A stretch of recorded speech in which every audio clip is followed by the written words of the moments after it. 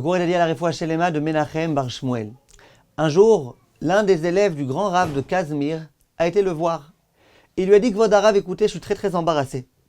Parce que jusqu'à présent, j'avais le mérite d'étudier la Torah, d'être un frère, d'avoir toute ma tête uniquement dans la Torah. Et voilà que maintenant, je suis obligé, j'ai pas le choix, je dois aller travailler. Le Rav lui dit, et alors? Il lui dit, tu sais, j'ai peur que je vais être toute la journée dans mes affaires et je vais devoir aller dans les marchés et voyager et compagnie, etc. J'ai peur que finalement je me déconnecte complètement de la Torah, que je me déconnecte d'Akadosh Baruch Hu, et puis que je sois que dans les affaires, que dans l'argent, je ne sais pas quoi faire. Le Rav lui a dit, écoute-moi bien. On dit dans la paracha de la semaine, la paracha de Vayetse, qu'au moment où Yaakov était en chemin qui devait se reposer un petit peu, il a mis des pierres autour de sa tête. Il est écrit explicitement, dans les versets, dans les midrashim, qu'il a mis des pierres uniquement autour de sa tête. Pourquoi? Pour se protéger des bêtes féroces. Alors bien évidemment, la question qui se pose, c'est si jamais il met des pierres que autour de sa tête, c'est même pas un début de Ishtadlout, ça veut dire qu'il ne fait rien pour céder. Parce que le lion, s'il veut le dévorer par les pieds, il peut très bien.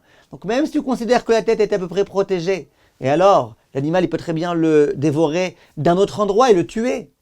Alors comment ça a pu aider? Dis le Rav, je vais t'expliquer. Imagine un petit oiseau qui se promène et qui à un moment donné voit que ses pieds sont pris dans du ciment. Il n'arrive pas à les défaire. Tant que ses ailes, elles peuvent encore s'agiter, il peut essayer de faire des efforts et tout pour essayer de s'enfuir. Simplement si ses ailes aussi se sont complètement prises dans le ciment, là il est perdu. Mais ça dépend.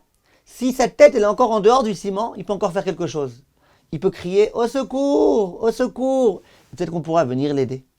Par contre, quand sa tête, elle aussi, elle est dans le ciment, là, c'est complètement fichu. Il dit c'est exactement pareil avec Yaakov. Yaakov, il se dit, même s'il y a un animal qui vient et qui essaye de m'attaquer, qui essaye de me manger les pieds, tant que j'ai encore ma tête, je peux crier « Hachem, aide-moi! Au secours! S'il te plaît, Hachem !» Le plus important, c'est que la tête soit protégée. Dit le Rav à son élève, tu vas aller maintenant travailler. Tu vas travailler avec tes mains, avec tes pieds, avec tout ton corps. Une chose, que ta tête, elle reste connectée à Kadosh Baruch Hu. Tant que ta tête est protégée, tant que ton esprit est protégé, tant que tu as Hachem avec toi, 24 heures sur 24 dans tes affaires, tu es protégé. Si ta tête est protégée, tout est protégé. Si par contre ta tête, elle est elle aussi dans les affaires, là, je comprends effectivement ton angoisse. Et là, effectivement, il n'y a plus aucun recours. Le Rav Mordechai Yechiel Luria, il explique de la façon suivante ce qui se passe avec Yaakov. Au moment où Yaakov va venir voir ses épouses et qu'il va leur dire, écoutez, j'en ai marre, il faut qu'on s'en aille. Il va leur dire, vous savez, votre père, il m'a arnaqué. Et d'ailleurs, j'ai rêvé dans mes rêves que votre père, ceci et cela, etc. Et il commence à parler de ses affaires avec les moutons, etc., qu'il y avait dans son rêve. Il dit, le Rav, qu'est-ce qu'il a voulu dire à ses épouses? Il a qu'à leur dire, votre père, il m'a arnaqué. Voilà. Pourquoi il a besoin de leur dire qu'il rêvait même de cela? Il dit, c'est pour leur dire, tant qu'en journée je travaillais pour ton père et qu'il y avait des arnaques en journée, mais que ma tête était encore connectée à Hachem, ça allait. Quand par contre, même dans mon rêve, je rêvais à toutes les affaires et qu'est-ce qu'ils vont être, les petits pointillés, machin, ceci, cela, ça veut dire que je suis tellement dans les affaires que ma tête, même quand je dors, elle est dans les affaires, là ça va plus, il faut qu'on s'enfuit absolument pour rester connecté à Kadosh Baruch Hu. Yehi Ratzon, mes chers amis, qu'on ait en tête toujours, sans arrêt, qu'Akadosh Baruch Hu est là et présent avec nous, que c'est lui qui nous aide dans nos affaires. Et si on se pose la question, alors si on a notre tête trop déconnectée des affaires, comment on va réussir dans les affaires? Ça, le Midrash répond.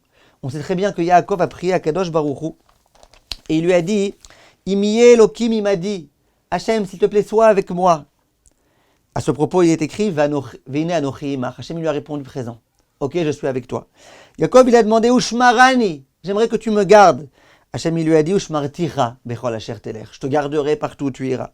Yaakov, il a demandé, Veshavti beshalom, j'aimerais revenir en paix. Hachem, il lui a répondu, Veashivoticha.